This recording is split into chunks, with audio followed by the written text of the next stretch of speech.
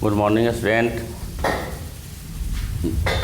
This is D.K. Srivastava from Residential Paramount Mission School. I will teach you Social Study,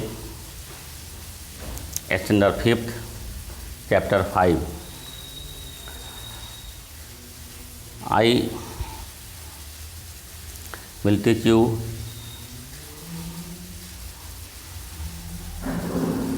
the polar regions Greenland. The polar region, polar क्षेत्र है Greenland का यह क्षेत्र है जिसको polar क्षेत्र कहते हैं. The map of North America show tundra region that lie between 66.1/2 degree north. It is known by many name such as frigid zone, polar zone. कहने का मतलब हुआ कि नॉर्थ अमेरिका में जो टुंड्रा रीजन है वो मैप में जैसा कि दिखा रहा है, टुंड्रा रीजन है उसमें आपको 66.5 डिग्री नॉर्थ में है, जो कई नामों से जाना जाता है. यह as for example frigid zone और पोलर रीजन, दोनों नाम से जानते हैं. Greenland is a territory of Denmark and lie in this region. अब इसके ग्रीनलैंड जो है तो इसके लैंडमार्क है Denmark and lie in this region. इस क्षेत्र में ही पाया जाता है. Greenland which is the world largest island and a territory of Denmark. इस क्षेत्र में ग्रीनलैंड एक ऐसा लैंड है जो वर्ल्ड में सबसे बड़ा लैंड है और यह एक द्वीप है, विश्व का यह सबसे बड़ी द्वीप है जो डेनमार्क इसके का टेरिटोरीज है और यह नॉर्थ है आर्कटिक सर्किल में अवस्थित है. This island was explored by Eric the Red. He name it Greenland hoping that hundreds of his countryman would come from Iceland to settle in Greenland. Hundreds of कहने का मतलब है कि यहाँ जो है सो 100 से ऊपर लोग जो है इस देश के लोग हैं वो वहाँ आते हैं, वहाँ बर्फीली जगह पे आते हैं और जो सेटल इन द ग्रीनलैंड और आकर के वह ग्रीनलैंड में अपना अवस्थित हो जाते हैं. The original inhabitant of Greenland the Eskimo call their land Kalaallit और नूनट. इसका मतलब हो गया कि आवर लैंड मतलब हमारी भूमि. वहाँ के जो एस्किमो जाति के लोग जो हैं जिसको हम कालालाइट या नूनट के रूप में भी उसको संबोधित करते हैं, जो आपको आवर लैंड के नाम से उसका अर्थ होता है our land. Greenland covered an area of about 2,175,000 square kilometre. इसका क्षेत्र ग्रीनलैंड का जो है 2,175,000 स्क्वायर किलोमीटर में फैला हुआ है. Most part of this Iceland are covered with thick ice.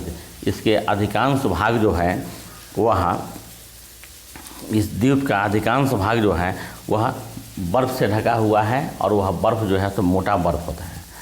The average thickness of ice is 1,500 metre. कहने का मतलब कि उसका जो है बर्फ़ का जो मोटाई है वह 1500 मीटर मोटाई है उसका. Since Greenland remain under permanent snow and ice cover.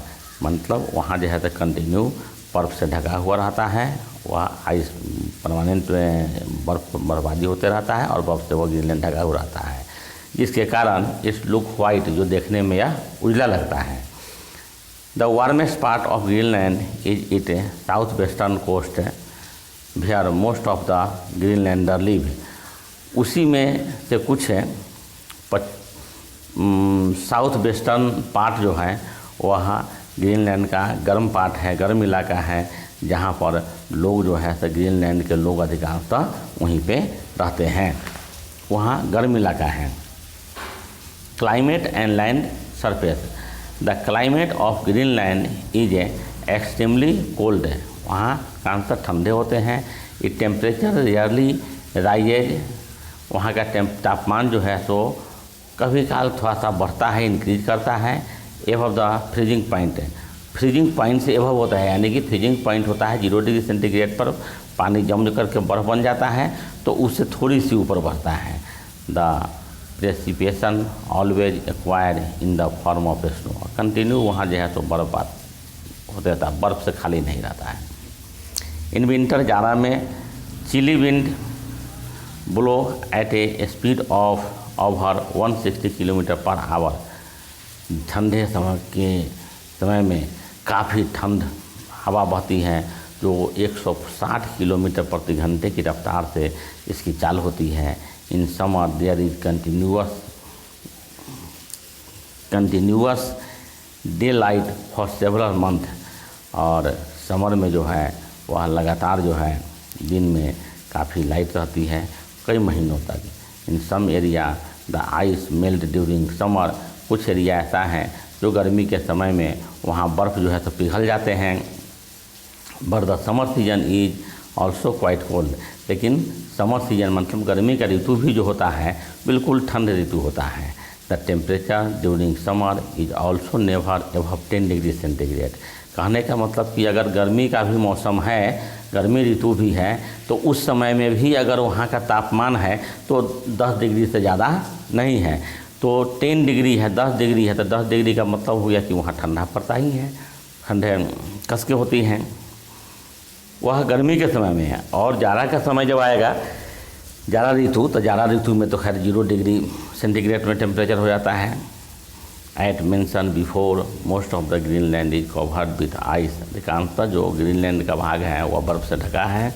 During spring, बसंत में the ice begin to melt. उस समय में बर्फ़ जो है तो पिघल जाता है। Some time big pieces of ice break from the thick ice sheet and float in the ocean.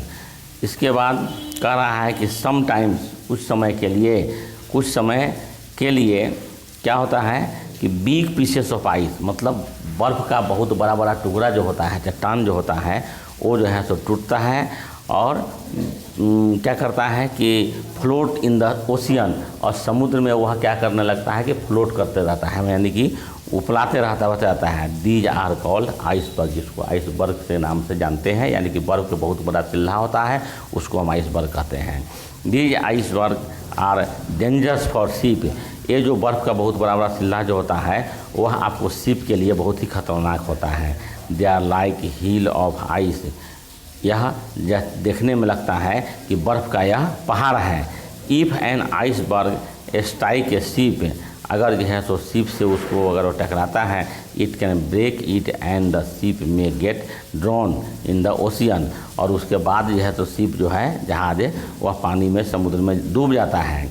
इन 1912, मतलब 1912 की कहानी है। ये ह्यूज शिप कॉल्ड टिटानिक, एक बहुत बड़ा शिप जो है जिसको टिटानिक के नाम से जानते हैं, सैंक आफ्टर हिटिंग एन आइसबर्ग। वही बर्फ़ के बहुत बड़े चट्टान जो था, उसी चट्टान से वह टकरा गया और टकरा करके और उसके बाद समुद्र में वह डूब गया। टिटानिक बहुत ही फेमस है जो 1912 में हुआ था। Natural vegetation. Be no plant can not grow when the temperature is below 4 degree. Temperature is below 4 degree, जब 4 डिग्री से कम तापमान होते हैं तो वहाँ पर कोई भी पेड़ पौधे नहीं उगते हैं। The temperature of Greenland remain near और बिलो फ्रीजिंग पॉइंट। ग्रीनलैंड के निकट का जो तापमान जो होता है तो काफ़ी कम होती है, जिसके कारण जो है तो वहाँ बर्फ़ जमते हुए रहता है।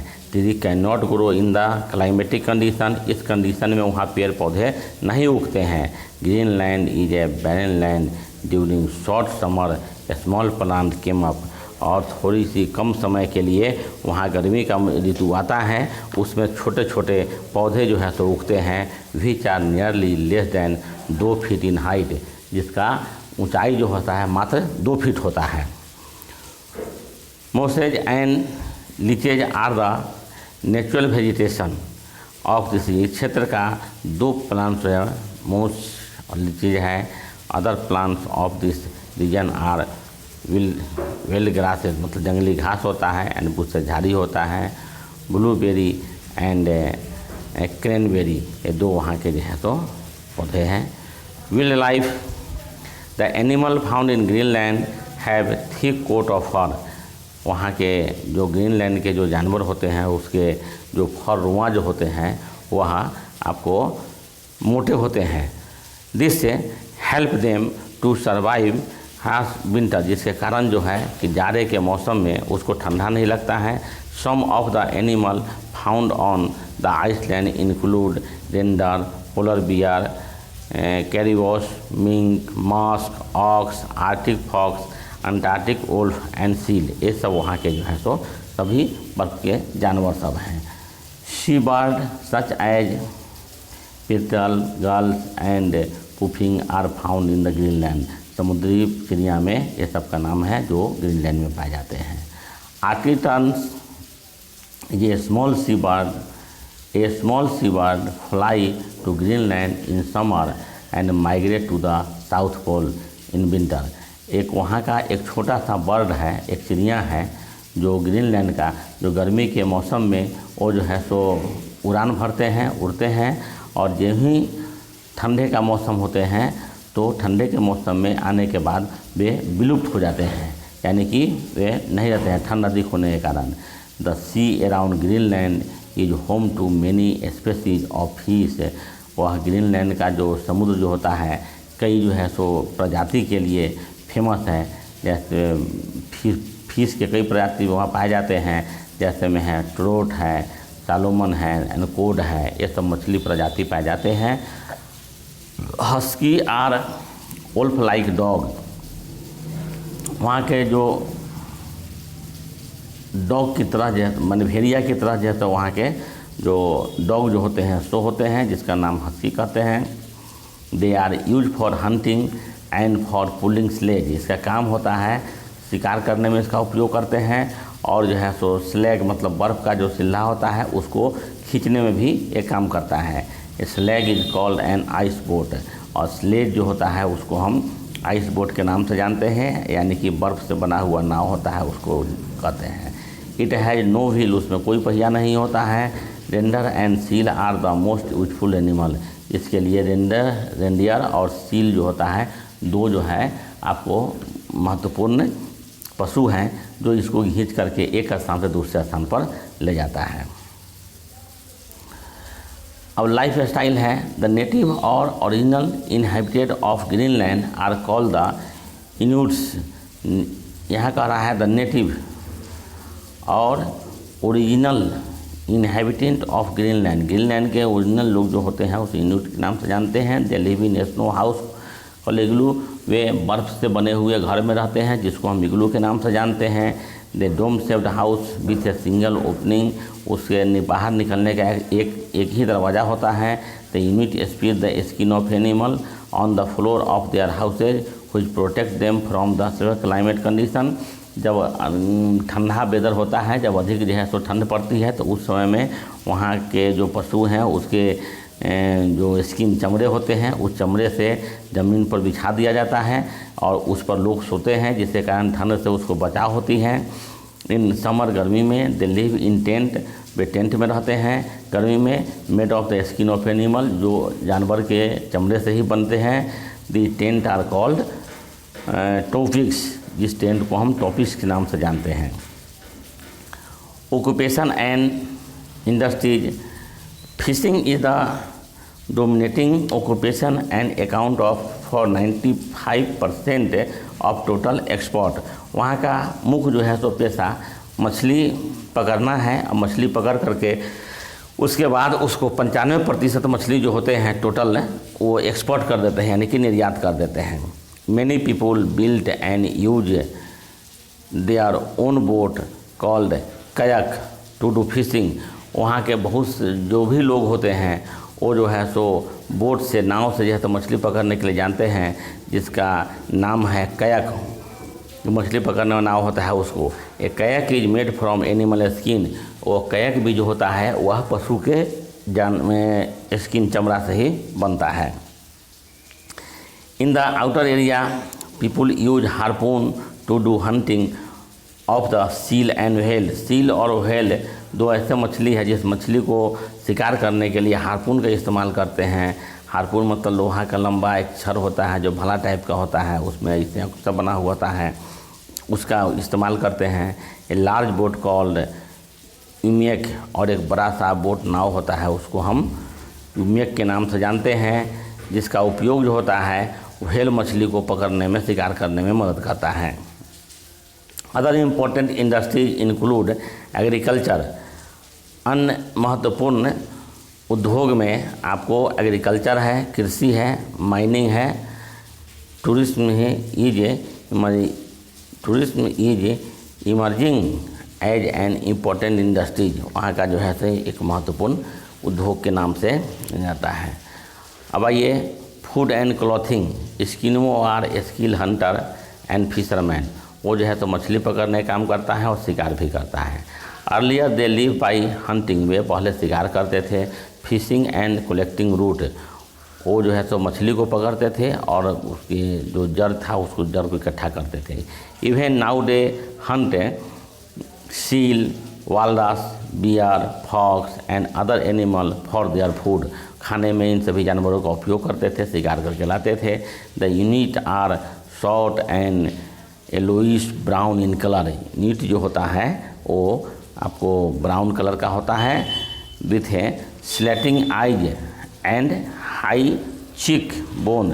स्लेटिंग आई मतलब आँख उसके जो है सो तिरछे होते हैं, ना हाई चिक गाल उसके काफ़ी ऊंचे होते हैं, हड्डियाँ उसके ऊपर से निकली हुई रहती हैं। दे हैव लॉन्ग हेयर, लंबे बाल होते हैं। Many of them wear cloth made of seal skin. जो सील के जो स्किन होते हैं उससे बने हुए कपड़े को पहनते हैं। कोई चीज़ वार्म एंड वाटरफुल, जो काफ़ी गर्म होता है और वाटर प्रूफ होता है, जो पानी में भी नहीं भीगता है। The men wear loose fitting thick coat. मनुष्य जो होते हैं सो ढीला ढाला जो है सो कोट पहनते हैं और चुस्त पैजामा पहनते हैं। विथ ए फर्नियल हुड से drawn light over their head called parka. जो हेड को, सिर को ढका होता है उसको परका के नाम से जानते हैं। The women also dress like main.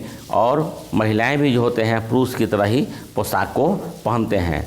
Only their hoods are much bigger because they have to carry their baby in them. उसके हुड्स जो होते हैं माने कुछ सामान ढोने के लिए उसके पीठ पर बना होता है, जिसमें वह बच्चे को उसमें रख करके और कैरी करके ढो करके वह एक स्थान दूसरे स्थान पर ले जाते हैं। उसके लिए पीठ पर एक बैग टाइप का बना होता है जिसको हम हुड्स के नाम से जानते हैं। Living in Greenland in recent perspective. The life style of Eskimo is changing now. अब एस्किमो का जीवन जो है तो बदल गया है। Many of them have shifted to a small town. छोटे शहर में वो बसने लगे हैं। And live in wooden house. लकड़ी के बने हुए घर में भी वे रहने लगे हैं। They use rifle for hunting. वह शिकार करने के रिफिल के इस्तेमाल करते हैं। In place of kayaks motor boat have been made available to them. Motor boat भी अब वहाँ अवेलेबल रहते हैं शिकार करने के लिए, मछली शिकार करने के लिए। Eskimo today use motorise sledge called skidoo for transport. Skidoo का मतलब हो गया कि उसमें मोटर लगा होता है और मोटर के सहारे जो है वह चलता है। They use motor boat for fishing, जिसका हम लोग जो है तो उपयोग मछली पकड़ने में करते हैं। There are many town in Greenland that have all the modern amenity. वहाँ से बहुत सारे ग्रीनलैंड में शहर बसे हुए हैं जो आधुनिक रूप से वहाँ सुसज्जित हैं। They are shop, school, library, hospital and club. ये सब के सब वहाँ ग्रीनलैंड में उपस्थित हैं। मेनी ऑफ इस town are connected by air service. Air service से भी वहाँ के शहर जो है सो कनेक्ट किया हुआ है। Big ship bring goods of all kinds from the land, और बिग शिप बहुत बड़े बड़े जो शिप जहाज होते हैं वहाँ भारी भारी सामान को जो है तो सभी प्रकार के सामान को ढो करके एक दूसरे स्थान पर ले जाते हैं। तो गोथाइप्स नाउ कॉल्ड नक इज द बिगेस्ट सिटी है, बहुत बड़ा शहर है, and the capital of Greenland, और ग्रीनलैंड का वो राजधानी है जिसको हम नक के नाम से जानते हैं।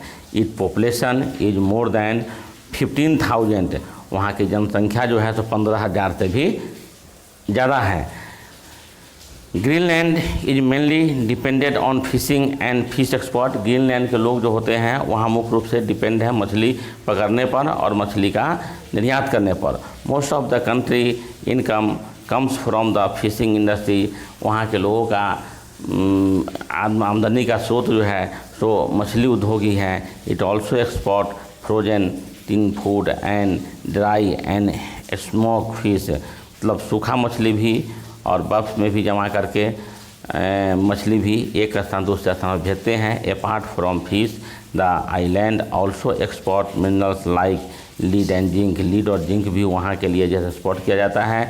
Agriculture is practice on A small scale in the southern part of the country, agriculture कृषि जो है साउथर्न पार्ट में थोड़ा सा इलाका में खेती की जाती है, कारण कि वहाँ चारों इलाका बर्फ ही बर्फ से भरा होता है।